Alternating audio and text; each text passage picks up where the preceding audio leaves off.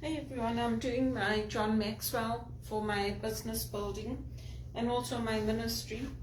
So today I did another section of this book and looking at case studies on discernment, putting an end to unsolved mysteries. That's what John Maxwell calls it. And this chapter today, the section that I did was on seek wisdom and you will find it. And he looked at Proverbs 2 verses 1 to 15. And the questions for reflection or for working on, the first one is, are there differences between understanding, wisdom, and discernment? If so, what are they? So understanding, it can be like empathy. You can understand what somebody is going through, but that's different from having wisdom or discernment. Wisdom helps us to choose the paths of life that we're going to be on. And I don't know how many of you who are following me have watched Invictus, the movie about Mandela and the rugby that took place in South Africa. But at that time, many of us who were standing up for our human rights, who were going to human rights concerts, who were saying our lives matter, even as children, were considered terrorists. So the white elite, they had everything in their favor. They had the private schools, the support of the Catholic Church, all the churches, in fact, the Christian churches.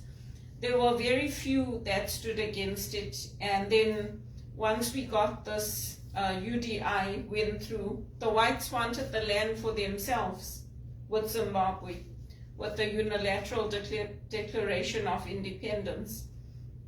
So Smith said, I will never allow a black majority rule, and I will never allow the blacks to come up. So for us who are not white, that was a very disheartening message, because we also wanted the same rights. We wanted to go to the same schools, eat at the same restaurants. We wanted to go horseback riding just like the whites. And we have the same brain, we have the same intellect as them. So eventually the world leaders came together and they said, no, this is not going to work, and whether you like it or not, we're going to bring in this black majority rule. And they didn't do it in the interest of the African countries. They did it because it would work for America. And that's why for us, when we're doing our advocacy work, our volunteering, we have to have wisdom. We have to have wisdom about how is God leading me on this path and where is God inviting me.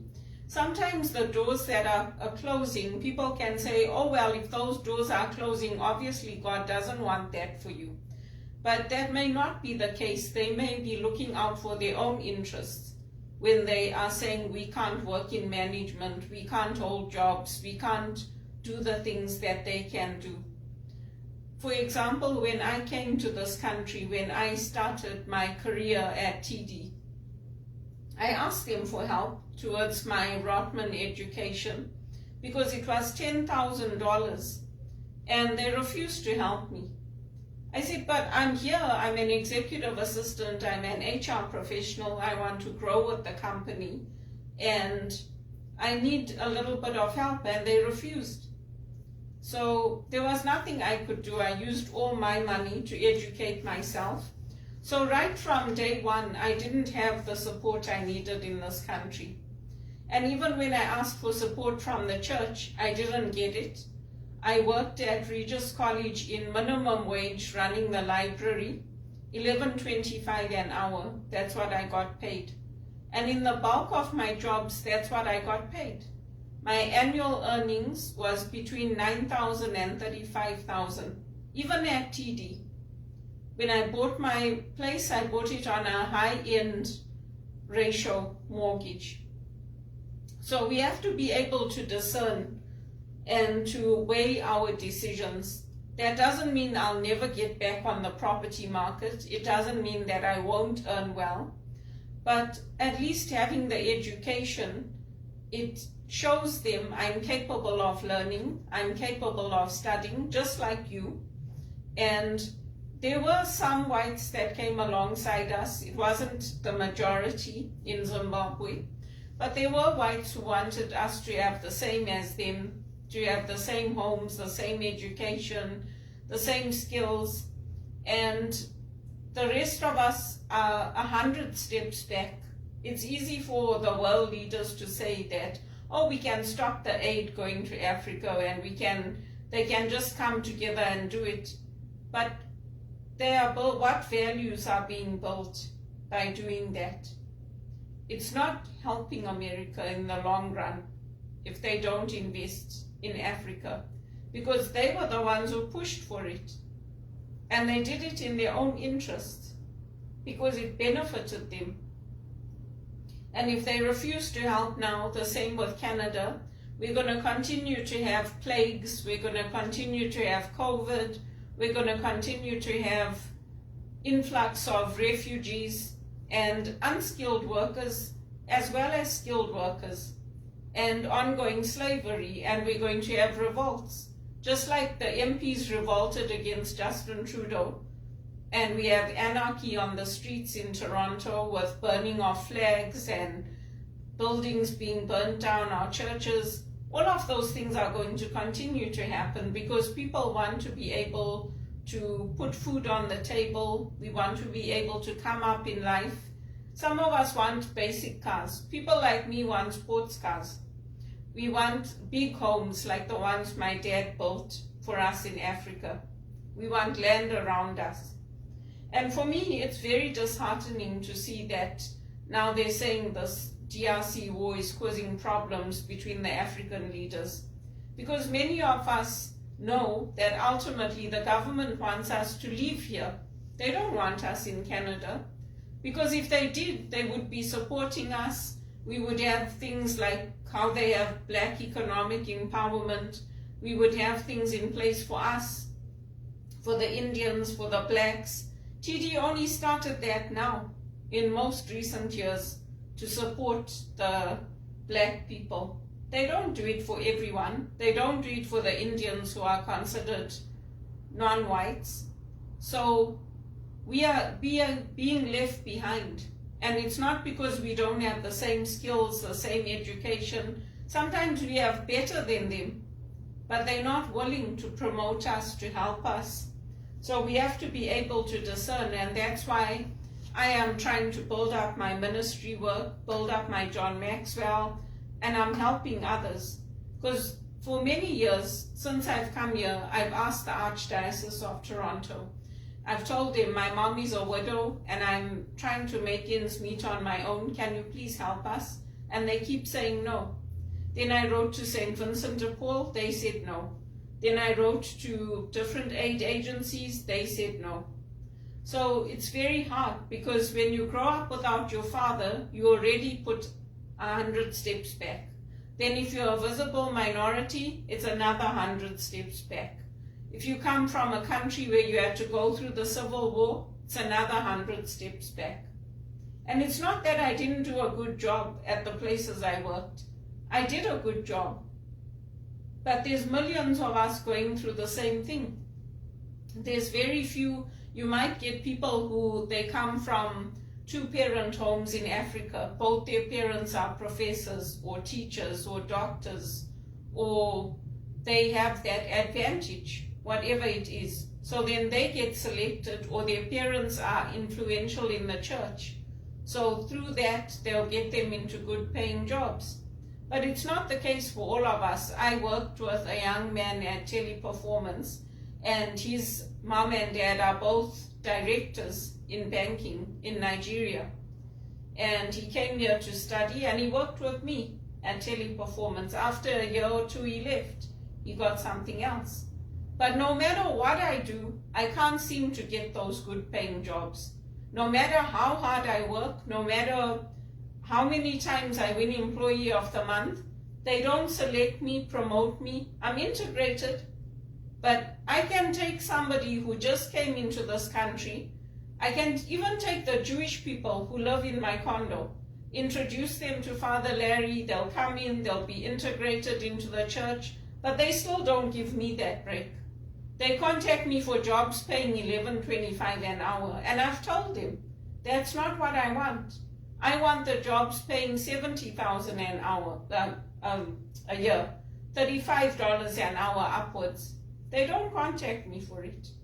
And it's not because I'm not capable and I'm not worthy of it. I am.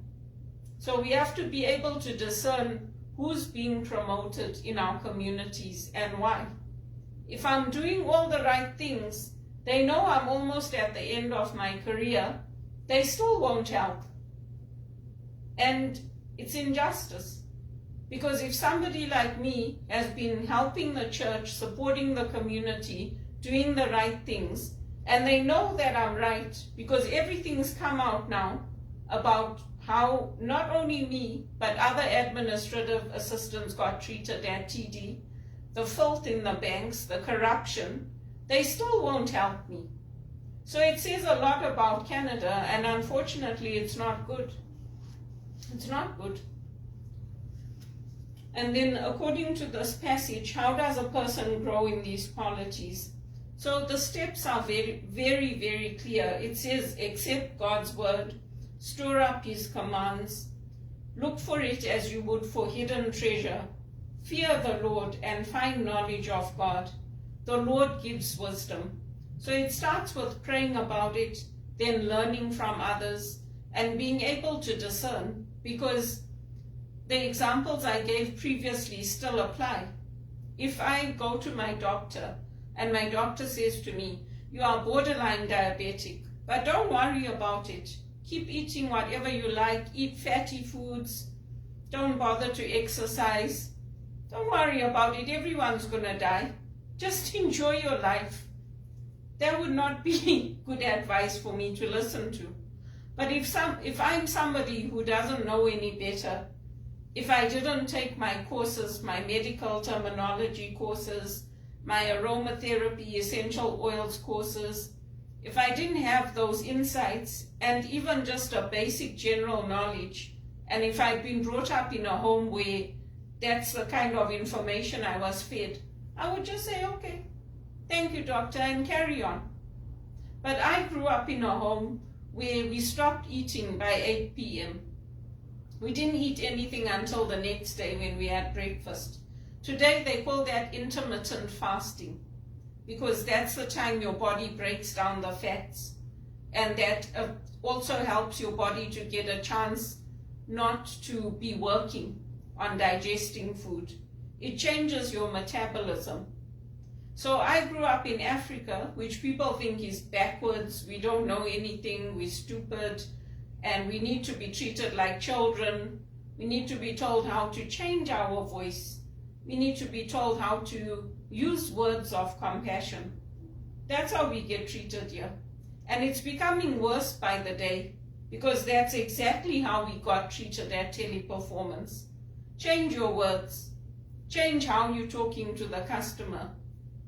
Show more empathy, show more compassion. That's how we get treated. The difference is that when we call customer service, we don't swear at them and scream at them and yell at them and abuse them the way that the Americans and the Canadians do with us. We don't go into Starbucks if we're serving. I worked in retail here.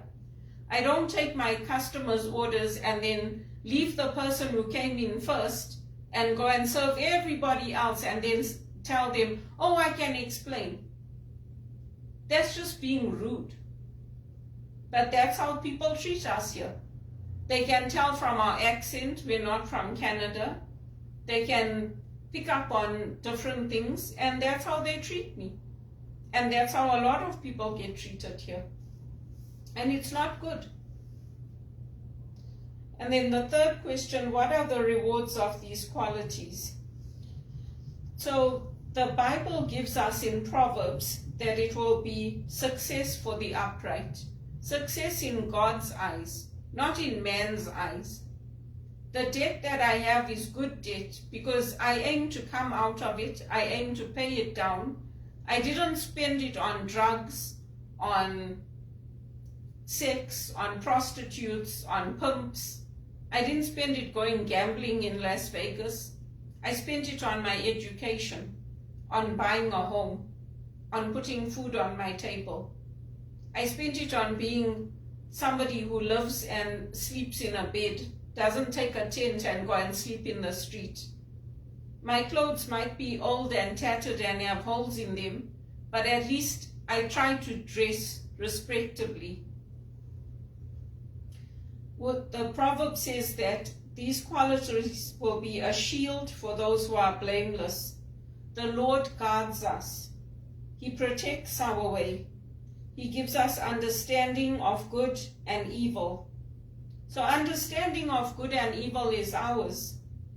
Wisdom is pleasant to us. It saves us. Discretion protects us. Understanding guards us.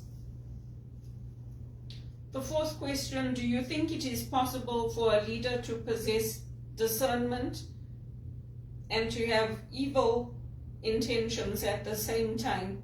Explain. So in some cases that's true, like Hitler.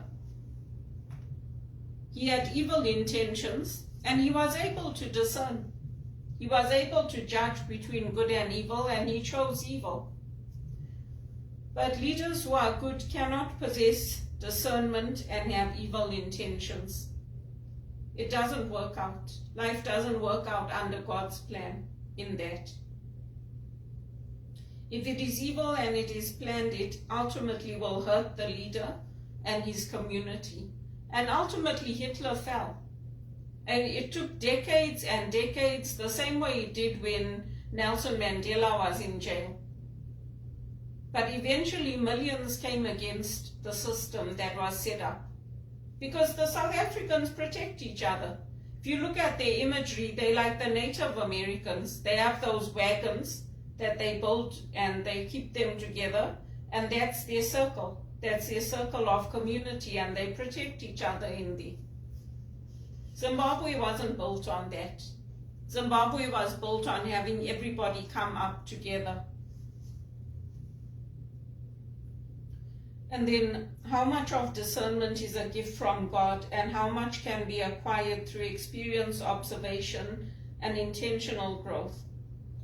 So discernment can be learned from reading God's word, going through the different experiences, observing them, and intentionally deciding how we want to grow, what we want to do.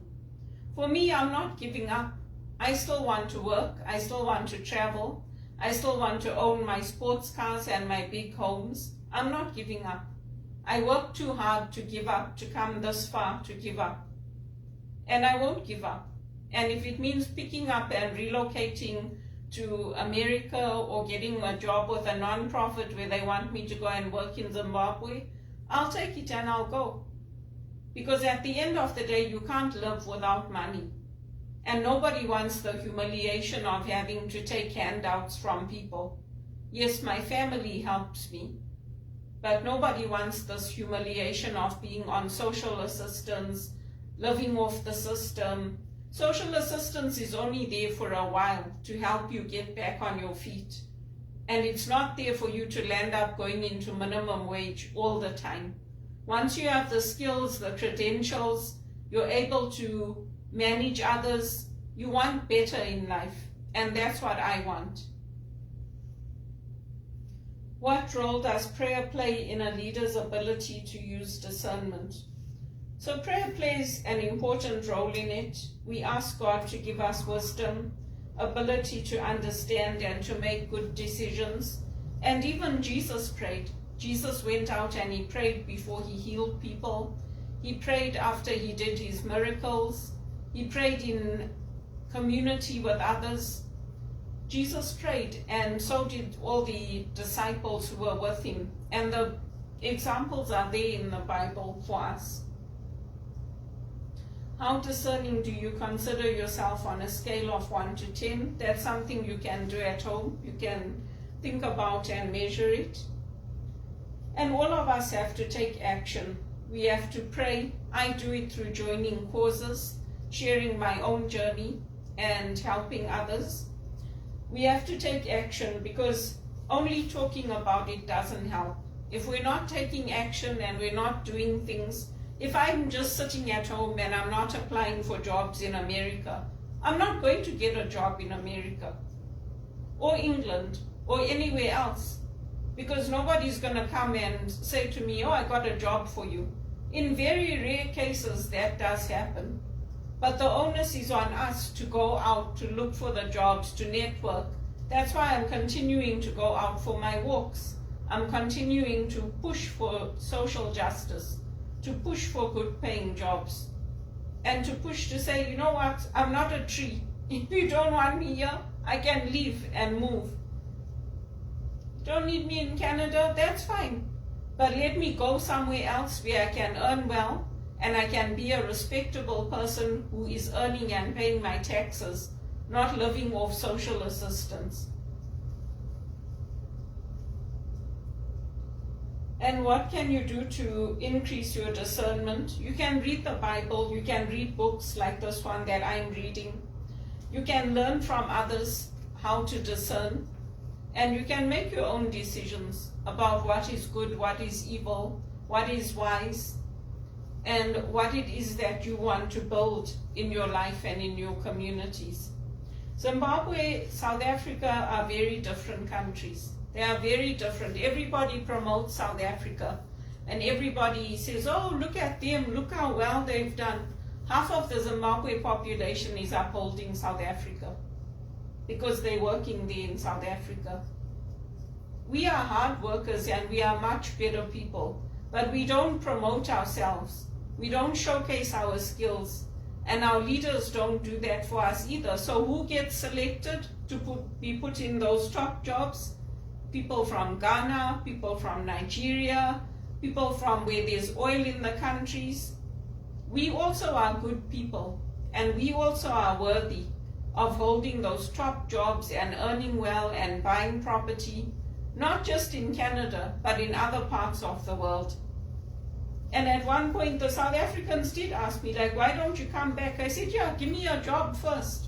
You want me to come back? I'm happy to come back.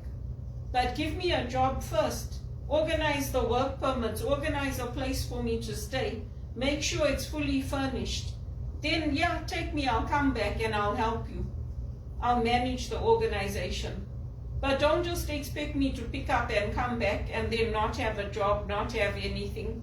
Because I have nothing in Canada. I have no savings. I can't even pay for my flight. Even if I wanted to go, I can't even pay for a flight to go from here to South Africa. So if they want me to come, they're going to have to make sure I have sufficient money in my bank account and then get me involved, and I'm happy to use my skills. But this life of poverty and destruction and evil and ongoing of me helping others and not being helped in return, this is not what it's about for me. It's not. Even when Jesus trained the disciples and he sent them out, he didn't train them and say, okay, stay here now with me. Don't go out. Don't go heal. Don't go cure. Don't go earn your living. Did he say that? He did the exact opposite. He sent them out to earn their living. He told them, pay what is Caesar unto Caesar. So I'm doing the same thing. And I am worthy of getting a good paid job. I'm worthy of it. In the end, evil always falls. In the end, because of us, they had to release Mandela from prison. It started in Zimbabwe, and the African leaders know it. Without Zimbabwe, he would never have come out of that prison. It was us, and we're a good people, and we are more worthy than the Nigerians and the people from Ghana and everywhere else. You go and watch on BBC what the Nigerians are doing in their universities, the corruption, everything. Go and watch. Go and see what they're doing. Zimbabweans are much better people, and we are worthy. And we are God-fearing people and God-loving people. We are worthy.